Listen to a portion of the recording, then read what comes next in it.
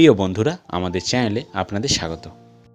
আজ আমরা দশম শ্রেণীর পাঠ্য বইয়ের অন্তর্গত কবি মতি নন্দীর লেখা কোনি উপন্যাসটি থেকে কিছু অতি গুরুত্বপূর্ণ রচনাধর্মী প্রশ্ন নিয়ে তোমাদের কাছে চলে এসেছি, যা তোমাদের first summative, second summative, test ও মাধ্যমিকের জন্য খুবই জরুরি। বলাই বাহুল্য, বিগত বছরগুলিতে মাধ্যমিকের বাংলা প্রশ্নপত্রে কোনি উপন্যাসটি থেকে তেমন কোনো ছোট প্রশ্নের অস্তিত্ব খুবই কম, আসেনি বলাই চলে। তাই এই কোনি উপন্যাসটি থেকে মূলত রচনাধর্মী প্রশ্নই খুবই ইম্পর্টেন্ট। তবে আমরা যে প্রশ্নগুলি তোমাদের দেব সেই সবগুলোই খুবই গুরুত্বপূর্ণ। বলাই বাহুল্য, এই প্রশ্নের বাইরে থেকে তেমন কোনো প্রশ্ন আসবে না, এমনটাই আমাদের ধারণা। তোমাদের পাঠ্য বইয়ের কোনি উপন্যাসের উৎস হিসাবে বলতে গেলে কবি মতি নন্দীর লেখা কোনি উপন্যাসটি আনন্দ পাবলিশার্স থেকে প্রথম প্রকাশিত হয় 1975 খ্রিস্টাব্দের জুলাই মাসে এবং 1986 খ্রিস্টাব্দে এই উপন্যাস চলচ্চিত্রায়িত হয় এবং জাতীয় পুরস্কারও লাভ করে। তো চলো এবার দেখে নেওয়া যাক কবি মতি নন্দীর লেখা কোনি উপন্যাসটি থেকে কিছু অতি গুরুত্বপূর্ণ ভিভিআই প্রশ্নগুলি। প্রশ্ন: আজ বারণী, গঙ্গায় আজ কাঁচা আমে ছড়াছড়ি। বারণী কি? কাঁচা আমে ছড়াছড়ি কেন? আম দেখলে কাদের মধ্যে হুড়োহুড়ি পড়ে যায়? বাড়িতে গঙ্গার ঘাটে বেশি দেখা যায় কাদের? আপনি আমার থেকে 4000 গুণ বড়লোক, কিন্তু 4 লক্ষ টাকা খরচ করেও আপনি নিজের শরীরটাকে চাকর বানাতে পারবেন না। এখানে বক্তা কে, কাকে, কেন এ কথা বলা হয়েছে? এই প্রশ্নটি একটু অন্যভাবেও দিতে পারে, যেমন আপনি আমার থেকে 4000 গুণ বড়লোক, কিন্তু এখানে কার প্রতি কার উক্তি? কিন্তু দিয়ে কি বলতে চেয়েছেন বক্তা? 4 বছরের মধ্যে প্রজাপতি ডানা মেলে দিয়েছে। এখানে প্রজাপতি কি? আগে ডানা মেলতে পারেনি কেন, এখন কিভাবে ডানা মেলেছে তা লেখো। এই প্রশ্নটা একটু অন্যভাবেও হতে পারে, যেমন 4 বছরের মধ্যে প্রজাপতি ডানা মেলে দিয়েছে। প্রজাপতি সম্পর্কে কি জানো? প্রজাপতিকে ঘিরে ক্ষিতিশ সিংহের পরিবারের কোন ছবি ধরা পড়েছে তা লেখো। প্রথম দিকে লীলাবতী বিদ্রোহী হয়েছিল। লীলাবতী কে? সে বিদ্রোহী হয়েছিল কেন? আমাকে রাগালে কি হয় এবার বুঝলি তো? কার উদ্দেশ্যে কে এই কথাটি বলেছেন? কোন প্রসঙ্গে এই কথা বলা হয়েছে? এই উক্তির মধ্য দিয়ে বক্তার চরিত্রের কোন বৈশিষ্ট্য ফুটে উঠেছে তা লেখো। না, ওরা জুপিটারের শত্রু। ওরা কারা?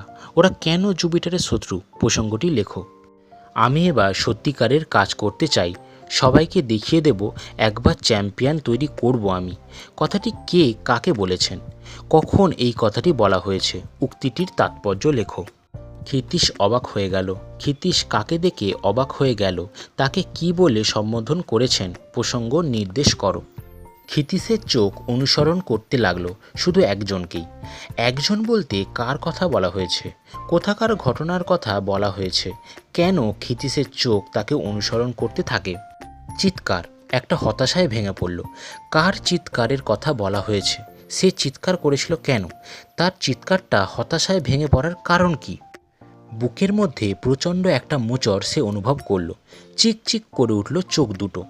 কার সম্পর্কে কথা বলা হয়েছে? কেন তার এই অবস্থা? সাঁতার নয়, আমাকে পরীক্ষা দিতে হবে অপমান সহ্য করার। কে কাকে কথাটি বলেছে? কোন প্রসঙ্গে এটি বলা হয়েছে? কথাটির তাৎপর্য লেখো। ফাইট, কোনি ফাইট।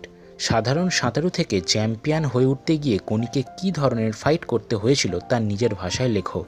এই প্রশ্নটি একটু অন্যভাবেও দিতে পারে, যেমন ফাইট, কোনি ফাইট, এই লাইনটির ব্যাখ্যা করো। বুঝলি, আমাদের শত্রু হচ্ছে সময়, এই ঘড়িটা। জীবনের সঙ্গে সময়ের শত্রুতার বিষয়টি বক্তা কিভাবে ফুটিয়ে তুলেছেন তা কোনি গল্প অবলম্বনে লেখো।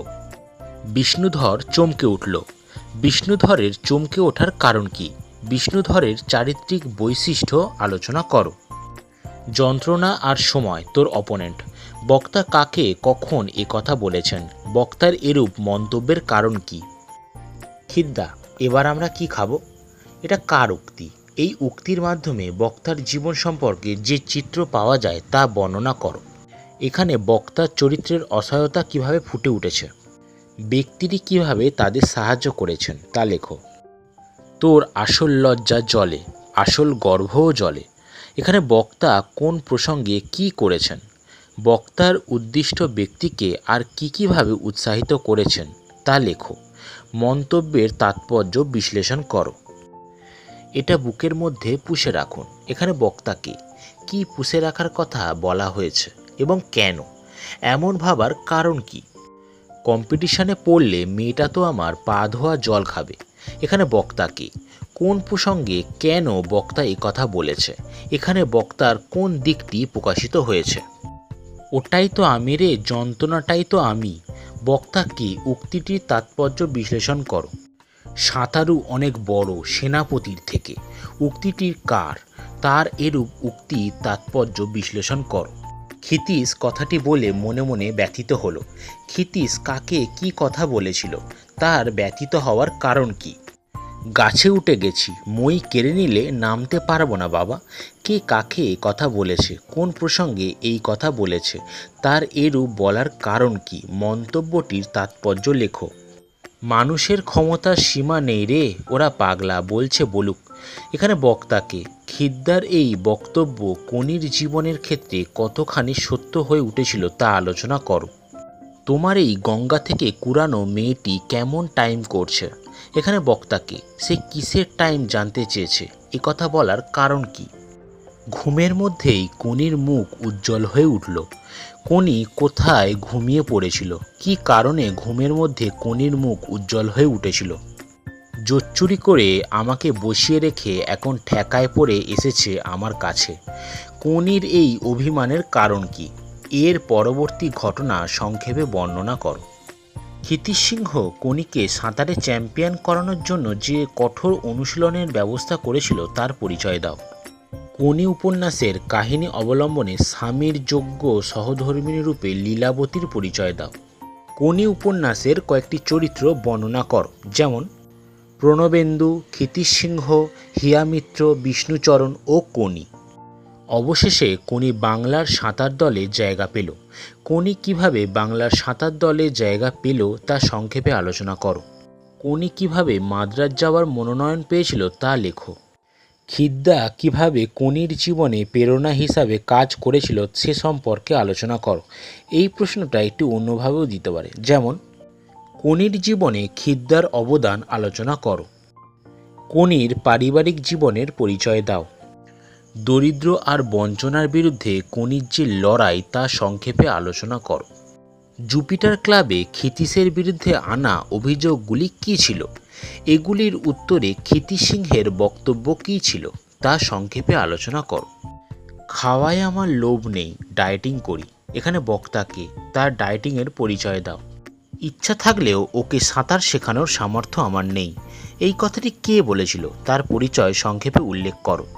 বিষ্ণুধরের বিরক্তির কারণ হাত 15 দূরে একটি লোক। বিষ্ণুধরের সংক্ষিপ্ত পরিচয় দিয়ে তার বিরক্তির কারণ উল্লেখ করো। চিড়িয়াখানায় কনিকে নিয়ে বেড়াতে গিয়ে কি ঘটেছিল? এই ঘটনা থেকে ক্ষিতীশের কি মনে হয়েছিল তা লেখো। সো এই ছিল তোমাদের কনি উপন্যাসটি থেকে কিছু অতি গুরুত্বপূর্ণ রচনাধর্মী প্রশ্নগুলি, যা তোমাদের first and second summative, test ও মাধ্যমিক প্রায় সব পরীক্ষার জন্যই খুবই গুরুত্বপূর্ণ। এবার দেখে নেওয়া যাক কনি উপন্যাসটি থেকে গুরুত্বপূর্ণ কিছু চরিত্র। এই চরিত্রগুলি দেখে গেলে কনি উপন্যাসের সংক্ষিপ্ত ধারণা তোমরা পেয়ে যাবে। আমি তোমাদের এই ভিডিওতে কিছু চরিত্রের নোটস দিয়ে দিলাম, যা তোমরা স্ক্রিনশট তুলে রাখতে পারো, যা পরে তোমাদের অনেক সাহায্য করবে। আমরা প্রধান চরিত্র হিসাবে বলতে পারি কনি এবং ক্ষিতীশ। সহযোগী চরিত্র বিষ্ণুচরণ, লীলাবতী, হিয়ামিত্র, অমিয়া, হরিচরণ মিত্র, কমল পাল ও প্রাণবেন্দু বিশ্বাস।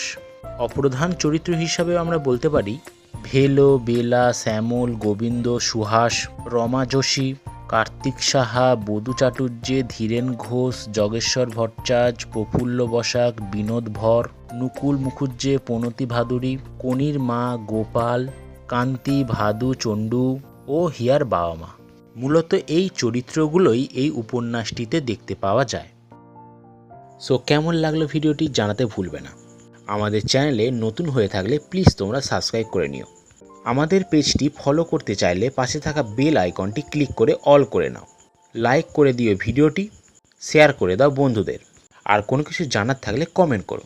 এখনের মতন বাই, আবার দেখা হবে নতুন কোনো ভিডিওতে। ধন্যবাদ।